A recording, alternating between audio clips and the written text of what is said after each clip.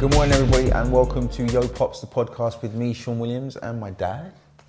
Blessings. I love the two fingers, they're amazing. We hope you have had an amazing week so far and that you enjoyed the first conversation that we had in our Black History Month offering. It was an amazing conversation, some great comments about you, Dad. Okay. They love you. Why do you look so surprised? Come on, up 5. Bye. Some great comments from you. Guys, please like, subscribe, share. You should see them all kind of rolling down the bottom. Also, we are on Spotify, Apple Podcasts, iHeart Radio, I Love Podcasts, everywhere basically. And we want as much engagement from you as possible. So also, please download the episodes as and when they touch you and they resonate with you. And also you can support through Patreon, PayPal. There are lots of means, so please go in the link, have a little look, hit that, and get involved with our journey. How are you this morning? I am fine. That's a bit of a lie. I was a bit worried about you yesterday. What can you call me to line? You asked me, how am I? And I said, I am fine. That's true, but this... Now, if you ask me how I was yesterday, then that's a different ball game. You see, now you've got me on a technicality.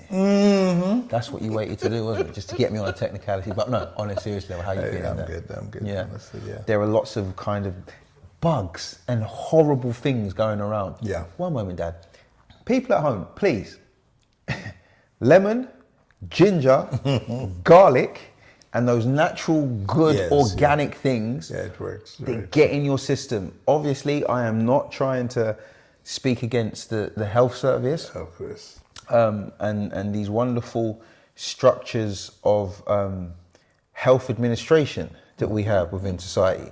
I'm just saying, they may be a little bit overwhelmed. Yeah. So some of your grandmother's recipe. So they may not be able to, what's the word I'm looking for? Troubleshoot as accurately as some of these older recipes that have been passed down for centuries have gone down. So I would suggest... Yeah, that is absolutely correct, because I remember when I was much younger and living with my grandparents. Of course, they didn't have the exposure to Calpol, to the matter, and paracetamol, and ibuprofen. And what else they got going out there at the moment? Cavonia. Absolutely. Onion, sir. So whenever time they... So whenever time they find, you come down with something, they just say, oh, hold a minute. And they see them disappear around the... Can I say something? Because now we've had former prime ministers and people, get in trouble for throwing parties and lockdown and stuff when everybody should have been in their house and in their yard, not doing anything. I have to say, that little recipe that Mum made of that garlic, onion, every bitter herb that you would never want to eat at any given time. Dad. Yeah. Brilliant. Yeah, it's really, really well. In that whole period, I only got sick once. That's true. Well, and that's saying a lot. And since I've come out of it, just having, the regular intervals of what you need. I say all that to say this, guys. Some of the most simplistic formulas are in terms of their design and how they administrate healing naturally to our bodies. Indeed. It is the perfect, what I call, perception of synthetic medicine against organic medicine. You can't beat what was always here, that was put here to look after us. And in most cases, of course, the synthetic ones does come from the organic ones, just being processed. That's so deep, I'm not even going to touch it. I'm going to leave it right there and get into our Black History Month. So, Dad, I'm not going to keep you for very long because I'm aware that you're a bit tired and you're traveling soon. Yes, I'm heading out to the Philippines. Why are you telling people where you're going for? Because I want There's no to need for know. no. In this day and age where people like to go and let themselves into people's houses. Yeah. So when they said, why is he not with him? Oh, no. Don't worry about that because I'm gonna keep the fire burning. All right. You might come here and there'll be like a little mannequin of you. I'll be like, don't worry, I don't need you to be there. I've got a little ventriloquist dummy. Look, Dad, honestly, because we're a bit strapped for time, let's jump into this. Question 3, because we got through our first 2 questions last week. Also, thank you for your openness and your wisdom and your transparency in the conversation we had. It was really, really wonderful. Let me pick up where we left off. Question 3. Dad, how do we as black people balance celebrating progress whilst acknowledging ongoing struggles faced within our communities? Is there a way to do that? Yeah, I think there is. Okay. I think one of the first thing I would say is that one has to give opportunity for celebrating one's achievement, really, from black achievement. Yeah, so I think that's important. And I don't think a lot of it has been done where people see or know what has been achieved. And you can't help but wonder whether it's intentional not to highlight what are these great achievements. And I think that it is bringing that to the forefront, and while at the same time recognize that there's still a struggle that is going on. And it is being able to address both narratives equally, I believe, that is going to really fix the challenges that we are going through. Can I ask you a question? Now, there is basis to this question, and I'm going to open it up in a wider way, because I think the experience I'm going to share, along with the openness of the communication we have, I think it's going to be a simulation and a mirror for a lot of people to have some really good conversations with people closest to them, and also to understand certain things maybe culturally, right? Now, the first question I want to ask is, Dad, do you think we've ever been taught to celebrate ourselves, our wins, and our unique attributes that make us unique as a community and a culture? No. Yeah, I agree. That is the straight up answer. And what I do find is that lack of information is a major part of that, of our challenges. Because, of course, we are in a time and society that everyone can read, everyone can look at the television, where it is. But if it is not there, if it wasn't as apparent as it should have been, then, of course, you are being kept from relevant information. Because it's only now with things like AI that is really bringing so much to the forefront, where I don't need somebody to tell me about the history of, say, the black culture. You can go on AI and, I mean, myriads of information are sitting there, which sort of opens up to people the reality of their past, and not just coming from a mere two situation, which is either slavery or civil rights activities, but so much more has been achieved. And I think that oftentimes where, for us, in what you call the diaspora, we more focus on our present existence rather than the real historical background of, say, black people. You know, because at the end of the day, if you look at the history, as much as many would not even want to admit it, but I was watching a program where they were trying to they find this specimen, and it was a black man, and they wanted to ascertain how long or where and how it came to be in England. And when they sort of is that the Cheddar Bob thing, or Cheddar Man, or whatever they were that calling is exactly the one.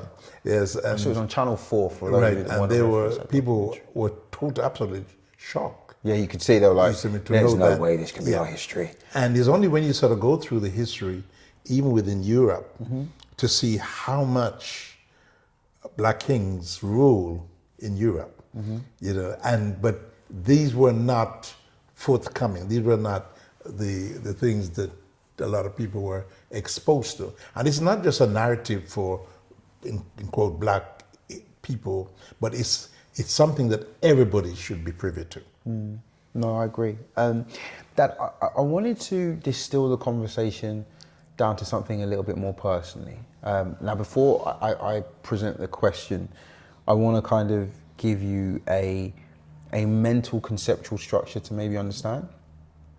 Now, we've had this conversation before, but for those watching with the ability to understand, when we speak of the biblical patriarch Jacob, right? I always say that people get very taken back by Israel as a nation, right, because they see the vastness of the number and them as a whole, right? But you can distill a nation down to a people, down to a family, down to a man, right? So the man has a family, the family obviously grow, they become a people, and then over centuries that people becomes a nation. Now, much of what would become the personality trait conflicts, right, that would maybe get into why we've seen some of the things historically that's happened, right, with them as a nation, is because you can then distill that 3 million people into groups of 12 that will sit in the, does that make sense? And that's how you can kind of align it from it being one man to all of those people and all those people back down to one man. Now,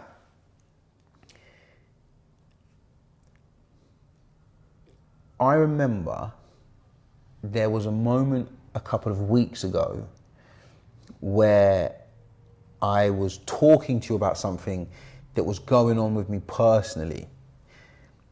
Now, I was very aware that whilst I was talking to you about this personally, there was a lot of stuff going on in your world. A lot of stuff going on in your world. Now, because I'm able to understand what's going on in your world, and also there was a kind of a certain way in terms of how I presented the information, something that was a big deal to me almost became a footnote in the conversation we're having in the car, because I think, A, it's how I presented it. B, what was going on in your own world. And then 3, I also think that there's a certain thing in our family where we kind of pat each other on the shoulder, and that's the party. Does that make sense? It's just like, cool, great, keep going. But at the same time, if life is about balance, then there's also a time to celebrate, there's a time to be serious, there's a time to work hard, and so on and so forth. Now, when I kind of gave you the information about something that happened historically to me, that because of that one thing changed the whole face of what I have done musically. Right. It's almost like going, I got to the top of Mount Everest and the person just goes, yeah, well done. And you're like, no. People don't come back from Everest. Do you understand what I'm saying? Yes, I do. And then when I was looking at these questions, I was just like, okay, I think it's an amazing thing for us to discuss, because what I love about our relationship, Dad, is I can talk to you in retrospect. Indeed. And it's a footnote, and I know that we'll go right back to that moment and you'll be like, firstly, I didn't even see that. I was just kind of, and I know even what I'm alluding to in this conversation, there's so much more happening in our world. I spoke to you about this on Sunday. And I remember having a very specific conversation with you and my mum, and I said, listen, I love you both. And whatever you're gonna do, you're gonna do. Save a little something for yourself. Indeed. Right? And so it puts me in a place where I have balance within my emotional self, and I don't over-invest in what I'm feeling, because that can change with a conversation like this. So when I was sitting and I was thinking about it, I was just like, okay, when my dad reached what I would call the pinnacle in his career world, I could never imagine me, Leon and Wallace, or one of us turning around and going, I'm not coming to Washington. And that whole thing, yeah, I'm not going to do that. I'll give you a phone afterwards. Because in that moment, it was right to celebrate decades of sacrifice and work. Does that make sense? Now, I never expected, Dad, in my life that I would go number one and not realize I went number one. To get to the top of in terms of my career space. And especially because I'm moving towards a very significant birthday. You're right. The last 3 months has been like, and Dad, that moment brought a lot of peace.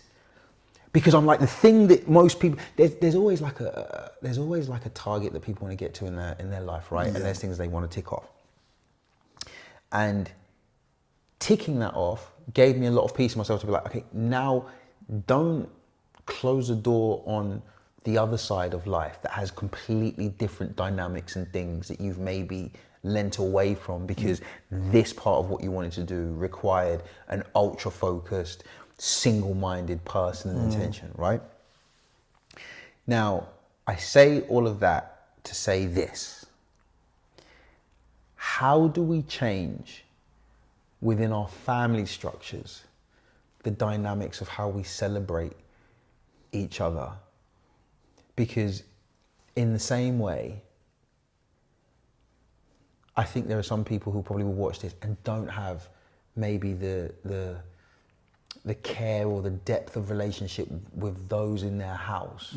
Not to say there's not love and respect, but love and respect doesn't automatically mean comfortability and vulnerability. And I think, Dad, that sometimes these are the places that stop what I call that bound connection, right? When it's intertwined. A bit like the roots of a sycamore tree. You're right. It goes deep, and the reason why that tree's so hard to kill, Dad, is because the rooting system firstly goes for hundreds of meters, but it's all intertwined. So you think you're hacking away one, and there's another three kind of linked into it. So how do we change the face of that, Dad, within? I think one of the things that comes to mind as I listen to you, and I'm wondering to myself, exactly what is it you're saying? Why does some things doesn't get the celebration as it should, the recognition as it should? And you realize it has a lot to do with your background. Agreed. With where you're coming from and how you were brought up in many respects. And one of the things that from the culture that I was born in was that there was never a focus on one thing. We grew up with a notion of multi-focus.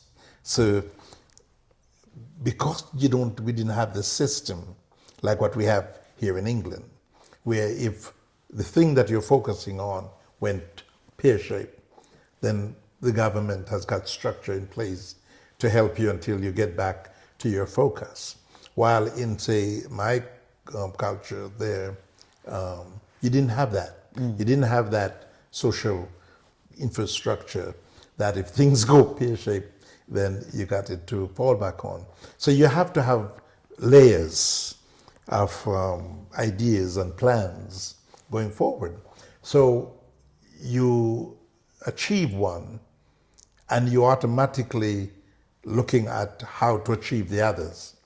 And it's great, wonderful, marvelous, but if that falls, what do you have next to go to?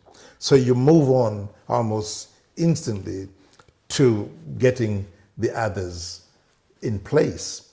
And it failed in recognizing and celebrating what is that one achievement. For example, like say here, a child would go into football as a typical example, and they achieve, and everybody's extremely happy that they achieve. But if things go wrong, what do they have to fall back on? And we have seen such devastation in people who one time were, as I say, on the pinnacle of Mount Everest, and then it went wrong. In your case, I think that you've got multifaceted ability. You got more than one ability. And a person look at you, and perhaps I'm the number one in that, and you see so much that you are going towards and so much that you potentially can achieve, that when you achieve one, it is great. But I know that there's so much more that you are achieving and going to achieve. That one is like the stepping stone to other greatness that is waiting on you. In fact, you're in the process of creating. And it is that which I think affects a lot of people. Now, celebrating one's achievement in context of where people are now is vital.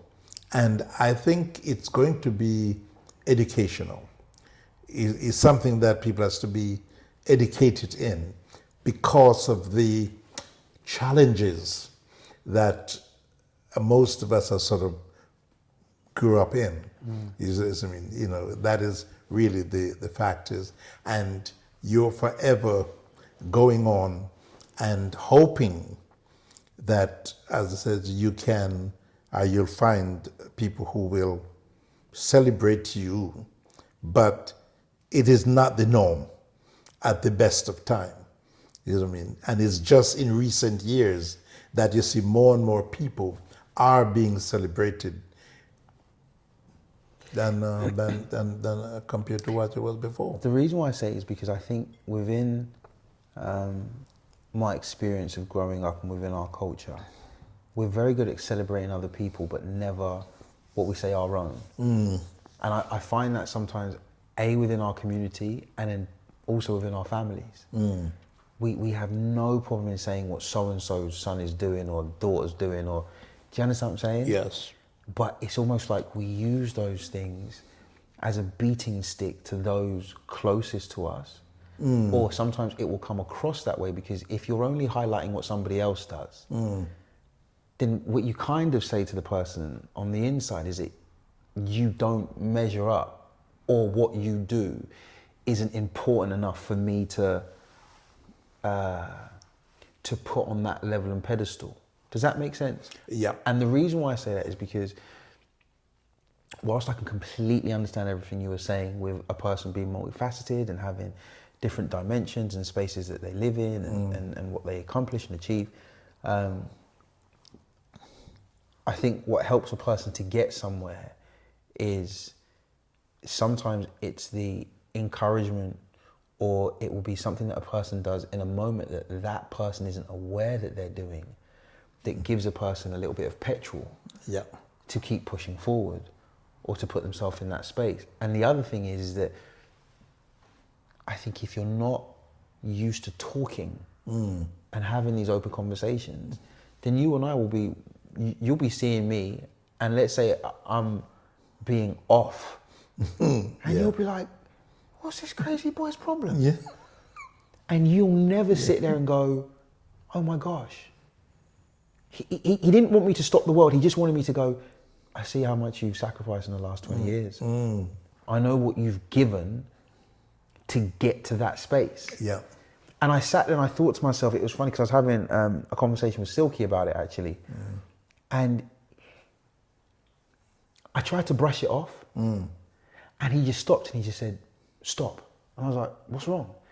He just goes, I've lived with you for a short amount of your musical life. And he goes, I know what you've been through. Because I was telling him, I was like, Silky, I'm not going to go get like the other plaques and stuff. And he said, go and get them. He said, Shean, he said, go and get them. For everything that we sacrifice, have something that you can look at and go, even if you walk away from it, Shean. Yeah. That, and it was some of the information he gave me that made me stop and sit and go, sometimes I'm in such motion that I forget to kind of take in the view around me. Yes. And I also, like, I spoke to my little brother the other day, and I can see him hurtling towards forever situations. And because I look ahead, I'm already thinking, okay, how do I make sure I can get to America 3 times a year to go see my nieces and nephews? I think that will come quickly. And then I'm sitting there, I'm going, okay, I want to know about everything. I want to know when they've made something in class. I want to know what their hobbies are. I want to know what they think they want to do. Yeah. Because within me, I'm like, if I have access to better information, then what has always been isn't, and it's not an excuse, Dad, but that then doesn't become justifiable to me, right? To sit there and go, well, this is how far I kind of want to go, because that's all I saw. Does that make sense? And so what I want to look at, because the other thing is that for people that don't feel celebrated, that will often cause them or lean them into different environments or circles of people that sometimes will attach themselves to a person's moment. Yeah. And what it does is it almost becomes a bit destabilizing, because a person starts to lean into something that they can't verbally express why. Right. And then it's almost like sometimes it can create a toxic bond, because it's almost like, well, that person validates me. And does that make sense, Dad? And all of these things can sometimes be taken out and taken away on the basis of going, okay, well, how do we have a conversation and look at the fundamentals of how we manage family, right? To which it then makes me go, maybe those things there help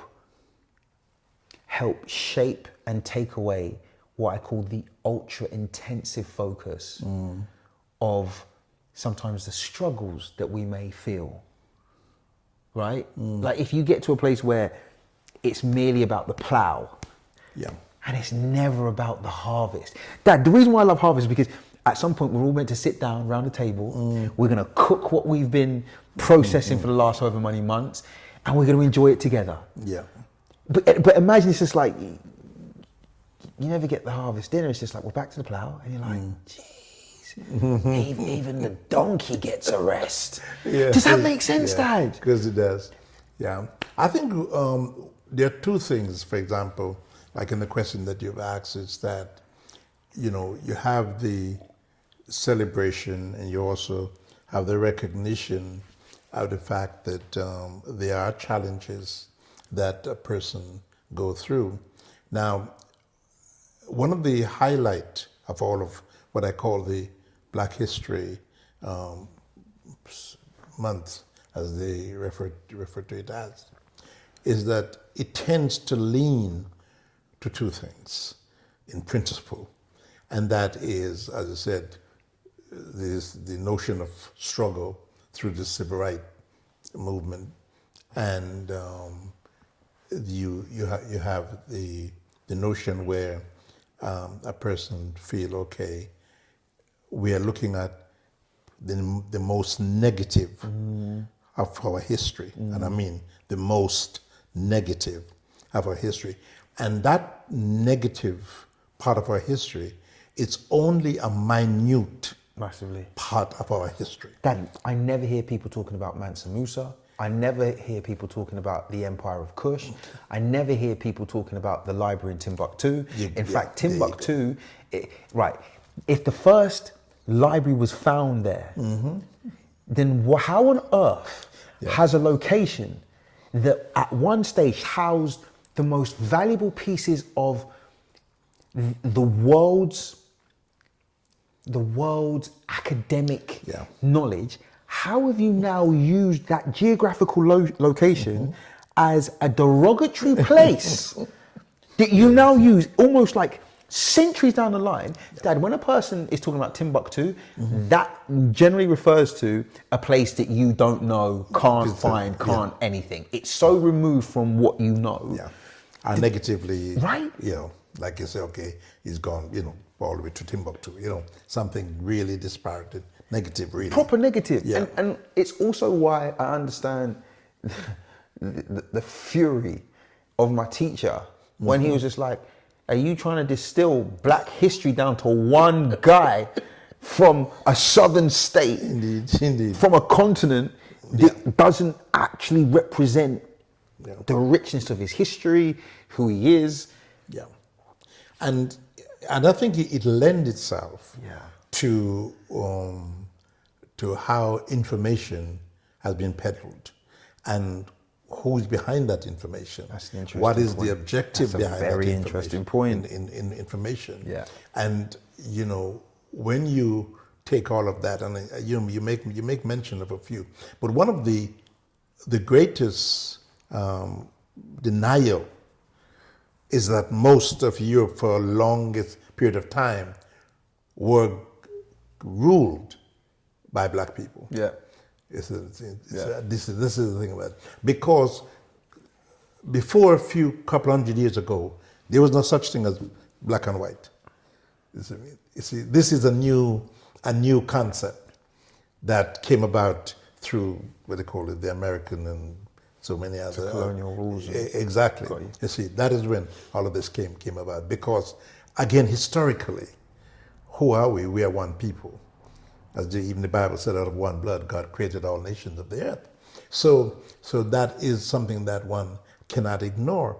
Secondly, you have the concept that even what is today accepted as history, the American history, European history, is really flawed. It's tinged that. In so many instances where they would, again, the narrative would be that slave ship brought black people to the Americas, to the, to the West.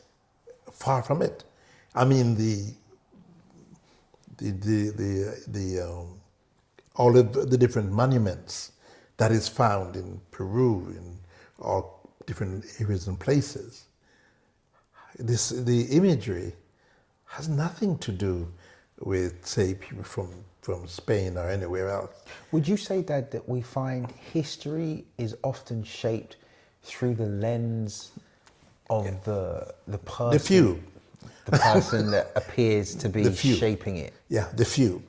And this is why, for example... Excuse me, the person that's reading it. So if, for example, one thing we see in government documents, right, that the minute something is redacted, it means you do not want me to see a piece of that information that may change the whole context of the argument you're willing or you're trying to present. So when I look at history, and I looked even at the absence of black history in my academic life. Then, and it's why Dad Nicholas Kendall was such an amazing man to me, because he actually sat as vice chair to the history board for teachers, which would let me know that right at the top of the structure, somebody's saying, okay, let's not confuse, because that's the type of language you hear. Okay, let's not confuse that, because even something we hear with some of these far right political movements and parties,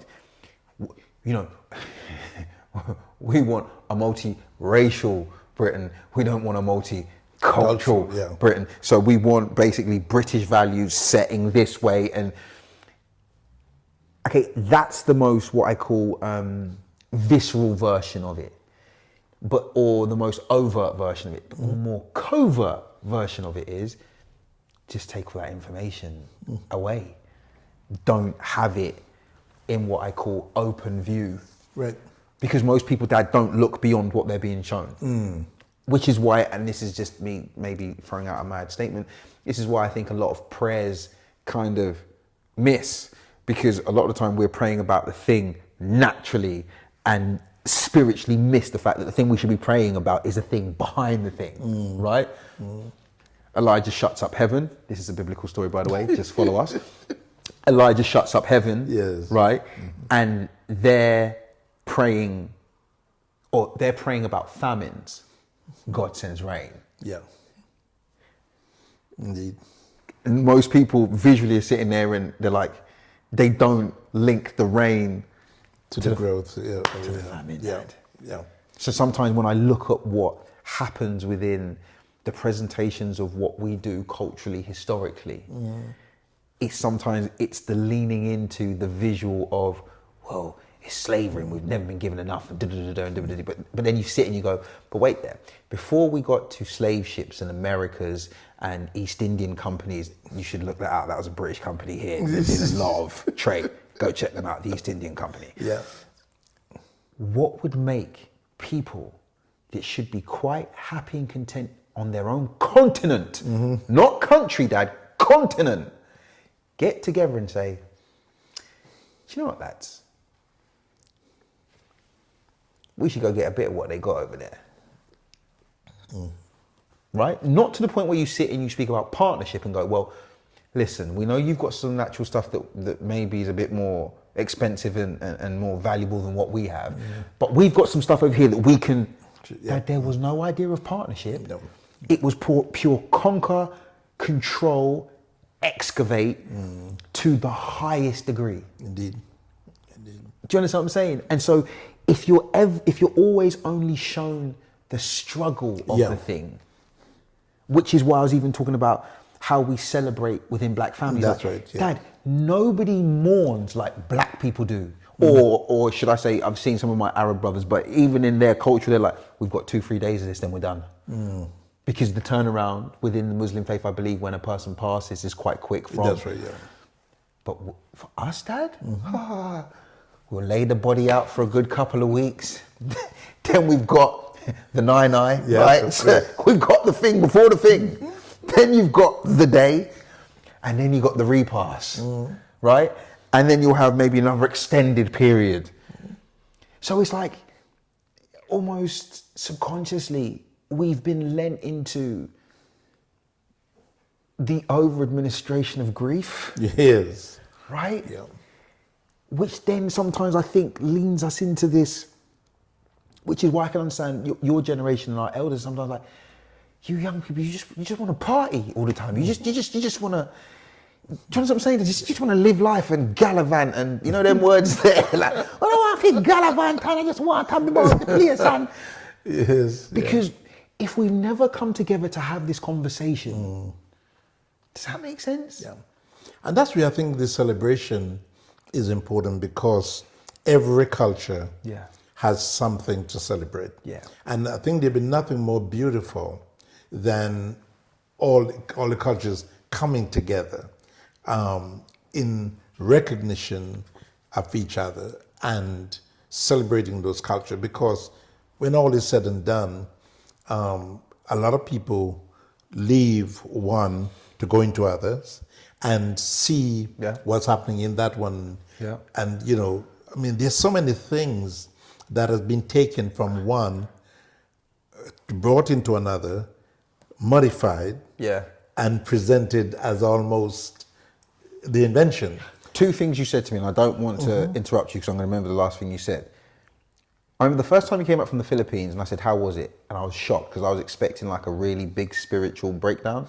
And you said, they cook like us. I said, you ain't going to tell me about how many souls you baptized. You ain't going to tell me about how many demons you cast out or what type of principalities you cast off the city. You were like, the food was good, right? And then I was watching something online. And I don't know why I was watching that, but this Indian woman was talking about her black partner, right? And she said, you know, my family love him because he just comes around and he adapts to what we're doing. And it cuts to this video. They're at a wedding. Dad, he's found himself in the middle, full Indian dress. Yeah. Glasses, Dad, and I laughed from such a place of joy, right? Firstly, because I found it funny, but also, Dad, the way everybody in that wedding was almost gravitating to him. And so when you talk about coming together and I guess that's the true divine supernatural power of love. Yeah, exactly. Because even Jesus' disciples, so many times they were like, why are we hanging out with Gentiles? Gentiles, sorry, quick disclaimer. Gentiles were non-Jewish people. And at that time, the Jewish people were completely just like, no, if it's not Jewish, if it's not us, we want no part of it. And obviously with Jesus being the Messiah and who he had been prophesied to be over a millennia, They thought this was a closed party, exclusive, guest list only, Gentiles, Arabs, Nubians, not invited. And Jesus was like, no. Everyone's invited. That's my history. That's my history. And this is where I think for a lot of people, the narrative that's been sold is so far-fetched, really, because again, exposure, information, and this is where education comes in, and it's important. But then normally the curricula is who determine that. And this is where I believe that the minority of people at the top making such incredible decision for the majority, is what is really the problem. And where I think if I was saying to those who are responsible for organizing things like Black History Month, number one, as I said before, it would be a whole lot longer. Two, it would be incorporated into mainstream education curriculum. And third is to give genuine platform for expression, for information. And this is where I think it is so lacking. I look at one of there are a couple of stations I look at from time to time, and they've got this new one that I'm not sure exactly where it fits in, but it's there. I think it's the British. You got BBC one, you got Sky, and then you've got this other one. I think it's some kind of a national.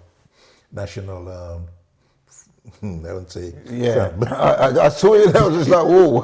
Yes, yeah, but they're allowed to say whatever they want to say, and yes, they have a few on national TV. So like on terrestrial TV, or is it on Sky? No, terrestrial TV, and they talk. I mean, they talk raw. There's no holding back as to what they can say and how they express themselves. Right. I agree that the presenters, a little sprinkle of diversity, but nothing to write home about. And so, why not have a television channel that is dedicated to presenting historical facts, the various narrative, a platform for expression and information, education that is going to level things up a little bit. That for me would have far more benefit and contribution to what I believe that some are trying to do. Do you know what I think? Whilst I completely agree with what your sentiment is, Dad, there's nothing worse, and I'm going to use like a card game analogy. There's nothing worse than being asked to show your cards and you realise if you show your cards, they're going to see the 5 you got hidden up your sleeve. Yeah. Which, when a person offers a good solution and a good solution is turned down for a worse option, we're not heading in the same direction. Because there is nothing wrong, outlandish, or what I call prudent about what you've just suggested, especially with the state of the world and the tensions, Dad, which leans you into sitting and going, so then why, if you have the power to, would you not want to put medicine in the water?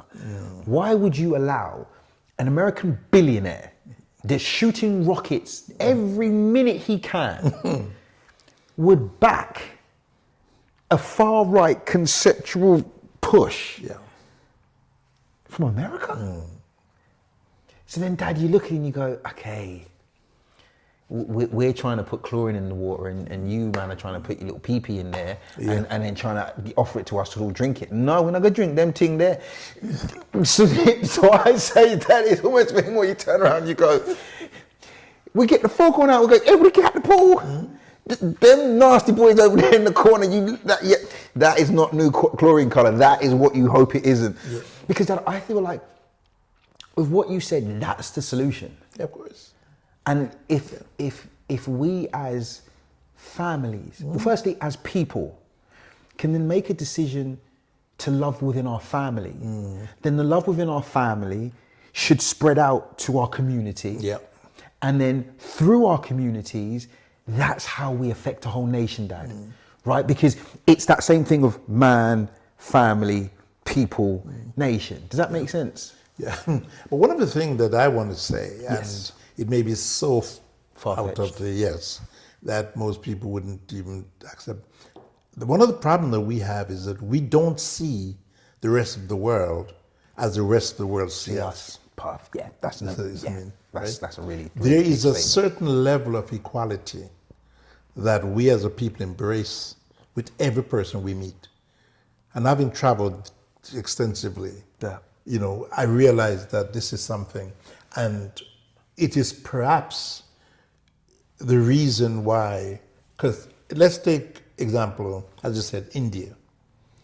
You go into India and you find Africans there, taken from home, centuries, drop into a culture and having to survive there, and they survive. Take, for example, the Philippines. Now, what most people don't even know about the Philippines is that the indigenous people are from Africa. The Chinese is the same, and you go right throughout history, and you find that that's where the root is. So, being the root, you cannot disregard the branches. And that is where I think a lot of our problem is. And it's like, say, Jamaica. That's why our motto fits so perfectly, out of many, one people, because that is how we see it. Yes, you go to Jamaica, you'll find Caucasians, that is Jamaican, you'll find Africans, that is Jamaican, you'll find Indians, that's Jamaican, you find Portuguese, that's Jamaican. You find everybody there living together as one. And what makes the difference are those who are historically rich. You see, that is where I think a lot of problem with us and our people is that you've got those who are historically rich compared to those who are forever trying to get by. You see what I mean? And this is why the narrative is changing, especially in such things as Africa Rise, because people are saying, okay, tell you what, can we have back our stuff, have back our country, have back our gold, have back our diamonds, and a lot of places are having to give back because in the first place, why did you take it? It's if you did not put value on it, or recognize the beauty and the wonder of it, why did you take it in the first place? So this is what is happening, but it's not those things that makes the difference. It's the fact that, and I always see the celebration that happens on the 6th of August in London, in Harlesey, the Notting Hill, the Notting Hill Carnival. Everybody are there celebrating. Everybody comes together, from even the police, they're able to celebrate. See, that is our concept of life in real terms. Not to be necessarily separated and treated as a separate entity, because historically and in every other area, it's never been the case. We are like the root. You know what I mean? And so the root cannot deny the tree or the branches, as it were. That's the perfect place to stop. The root cannot deny the tree or the branches. Beautiful. Guys, we hope that you've enjoyed this conversation. We have part 3 that we'll be getting out to you before Chief Gallivanter here gallivants away. But like we said before, please like, subscribe, share. You can donate through paypal.me, our Patreon. My URL is at Sean Williams World. My father's URL is at Bishop L.A. Williams. So feel free to follow, subscribe, share, and we hope you have an amazing rest of your week, and we look forward to seeing you next time. Guys, from me, take it easy, and my dad. Stay blessed.